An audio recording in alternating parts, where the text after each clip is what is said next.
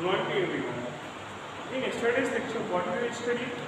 We studied about how life processes, what is life processes.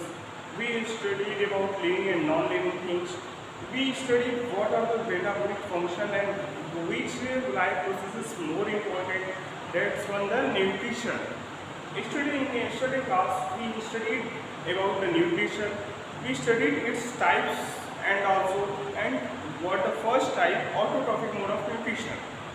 But today we are going to start from the heterotrophic mode of nutrition, that is the second type of nutrition, which heterotrophic mode of nutrition. So our today's topic is heterotrophic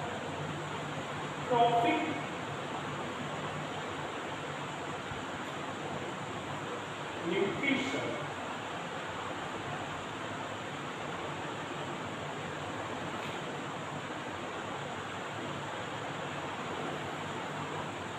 In yesterday's class, I have told you that autotrophic mode of nutrition is that type of nutrition in which animal organisms make their own food by itself. But in heterotrophic nutrition, I explained it tomorrow. I explained it yesterday that this is that type of nutrition in which heterotrophs are completely dependent on the autotrophs for their food because they can't make their own food. हमने heterotrophic nutrition कल के lecture में हमने autotrophic nutrition के बारे में जाना. आज के लेक्चर में हम जानेंगे हेटरोट्रॉफिक न्यूट्रिशन के बारे में और हेटरोट्रॉफिक न्यूट्रिशन होता क्या है. जैसे ऑटोट्रॉफिक न्यूट्रिशन की बात करें हम तो उसमें ग्रीन प्लांट्स उसके सबसे अच्छे एग्जाम्पल है ग्रीन प्लांट्स, क्योंकि by the help of green leaves they can make their own food.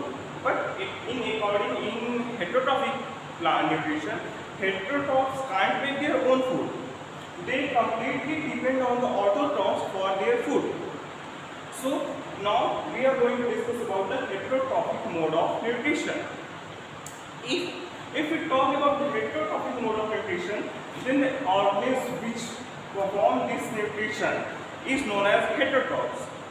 Heterotrophic mode of nutrition performed by the organisms known as heterotrophs, and the autotrophic mode of nutrition performed by the organisms are known as autotrophs.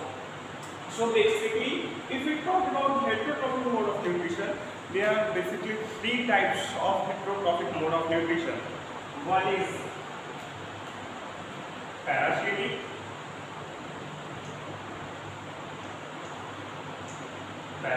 mode of nutrition. Second is saprophytic,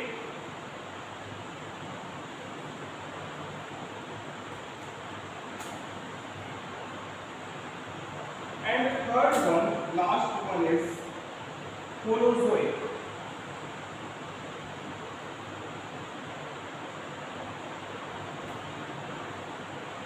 Heterotrophic mode of nutrition is divided in three categories. First is parasitic mode of nutrition, the second one is saprophytic mode of nutrition, and the third one is holozoic mode of nutrition. If that we already know that heterotrophs can't make their own food. Heterotrophs अपना खाना खुद से बना नहीं सकते, so they completely depend on autotrophs. वो अपने food के लिए autotrophs पे depend करते हैं. बेसिकली थ्री टाइप्स के होते हैं हेटरोट्रॉफिक मोड ऑफ न्यूट्रिशन और इन्हीं के बेसिस पे थ्री टाइप ऑफ हेटरोट्रॉफ्स भी होते हैं. अगर हम बात करें पहले वाले हेटरोट्रॉफिक मोड ऑफ न्यूट्रिशन की, जो कि पैरासिटिक है, पैरासाइट, इसके जो ऑर्गेनिज्म होते हैं उन्हें हम पैरासाइट बोलते हैं. पैरासिटिक मोड ऑफ न्यूट्रिशन क्या है? The parasitic mode of nutrition in which is a type of nutrition in which the organism take its food from other organisms without or with affecting to it. ये parasitic mode of nutrition जो होता है उसमें वो nutrition होता है जिसमें इसके ऑर्गेनिज्म को हम पैरासाइट्स बोलते हैं. बट ये वो न्यूट्रिशन है जिसमें एक ऑर्गेनिज्म दूसरे ऑर्गेनिज्म से अपने फूड को प्रोड्यूस करता है. For example lice, leech, and many things. Leech depend on blood for human, or blood of the humans. Leech in the head of the humans, and so many things as ticks in the dogs. जो ticks जो कीड़े dogs में पड़ते हैं वो भी parasitic mode of nutrition के example है। लीच जो लीच होती है, जुओक होता है, वो भी पैरासिटिक मोड ऑफ न्यूट्रिशन का एग्जांपल है।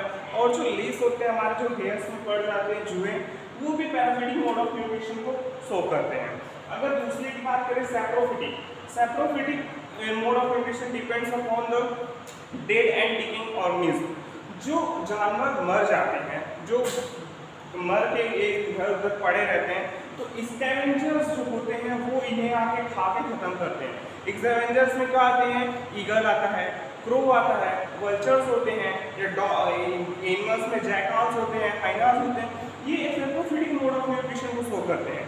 ये जो जानवर मर जाते हैं, जो इधर उधर पड़े रहते हैं, ये उनको साफ करते हैं ताकि वो उन्हें क्यों खा के खत्म क्यों करते हैं?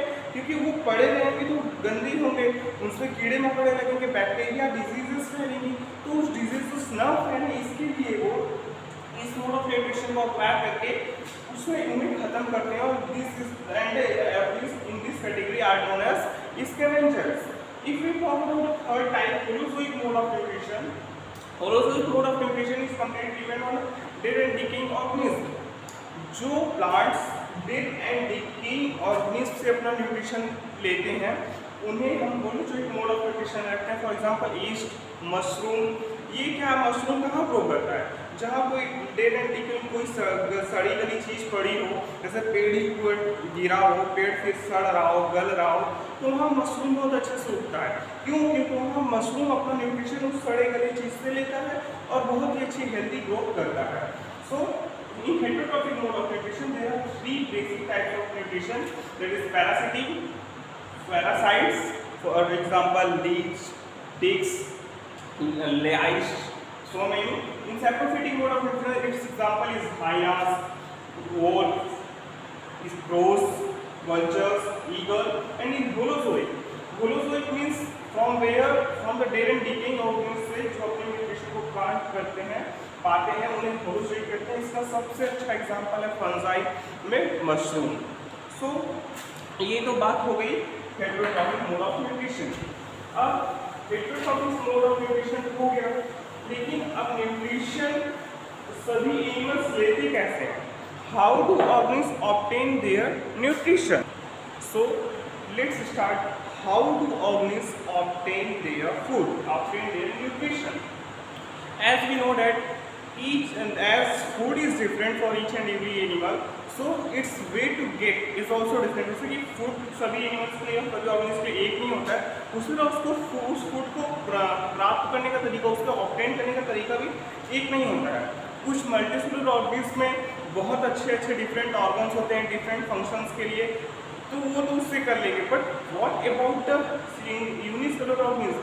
How they acquire their nutrition? So let's talk about how unicellular organisms acquire their nutrition. If we take the example of amoeba, how amoeba takes its nutrition, we can show that it's a diagram of amoeba. It is its nucleus, and there is a food particle, maybe anything. There is a food particle.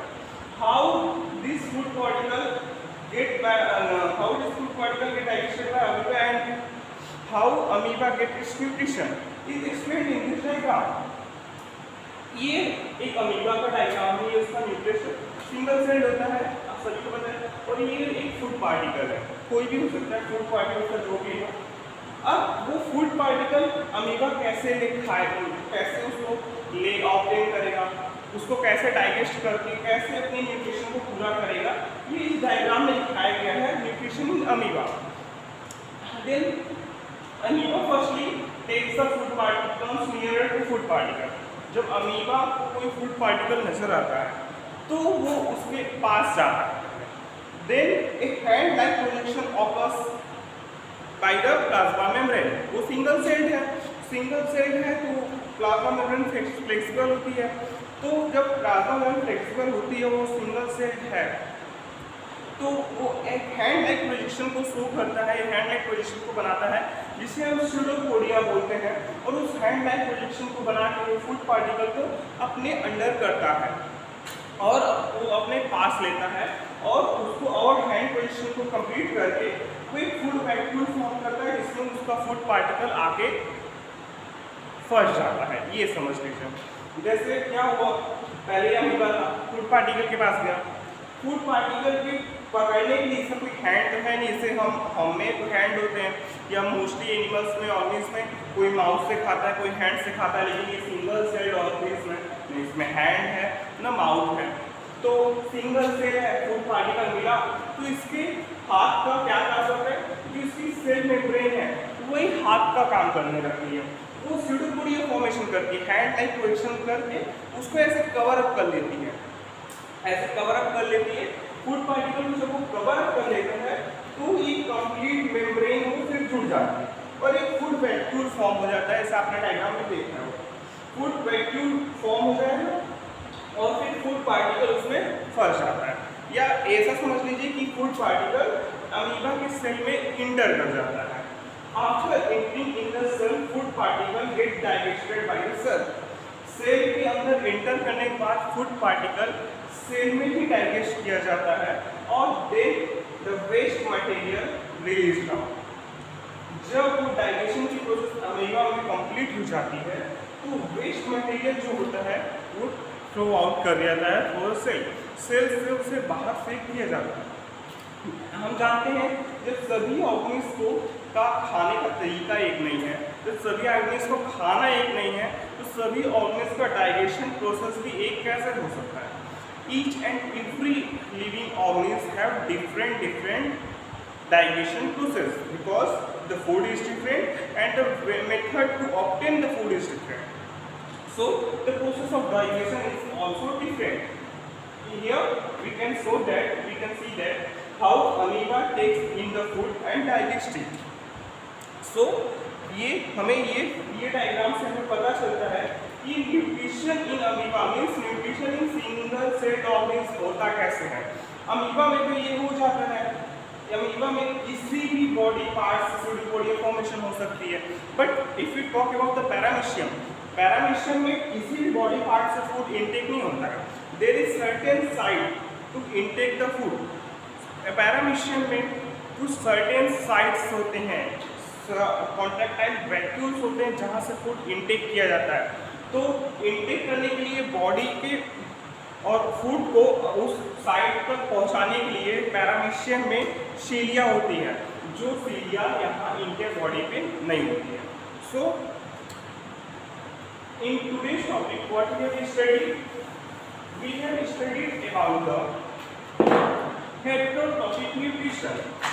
In today's lecture we studied about the heterotrophic mode of nutrition, how and its type also, how many type of heterotrophic mode of nutrition is there, and how animals can attain its food in this method, in this mode of nutrition, that is parasitic, saprophytic and holozoic.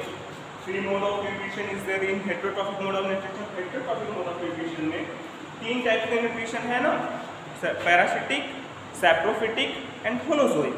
हमने आज heterotrophic mode of nutrition में इन तीनों के बारे में जाना है। ये तीनों का सबसे अच्छा एग्जाम्पल जाना है। पैरासिटिक मोड ऑफ न्यूट्रिशन का सबसे अच्छा एग्जाम्पल टिक्स होते हैं जो डॉग्स के बॉडी में पाए जाते हैं, वो पैरासाइट होते हैं। सैप्रोफिटिक में स्कैवेंजर्स का रोल होता है, जैसे क्रो हो गया, किसी भी कोई जानवर का मरा पड़ा है तो उसको खा के खत्म करता ताकि कोई बीमारी ना फैले। और होलोजोइक में डेड एंड डिकेइंग ऑर्गेनिज्म पे वो न्यूट्रिशन लेते हैं। फॉर एग्जांपल फंजाई में देखा जाए तो मशरूम वहाँ सबसे अच्छे उगेंगे जहाँ डेड एंड डिकेइंग ऑर्गेनिज्म होंगे। जैसे अगर कोई पेड़ का लट्ठा पड़ा हो, वो पानी से गड़ सल रहा हो, तो वहाँ मशरूम बहुत ही अच्छे से उगेगा क्योंकि वो वहाँ उससे ही अपना न्यूट्रिशन लेता है। And the last second is nutrition. How do organisms get their nutrition, obtain their nutrition? How do organisms obtain their nutrition?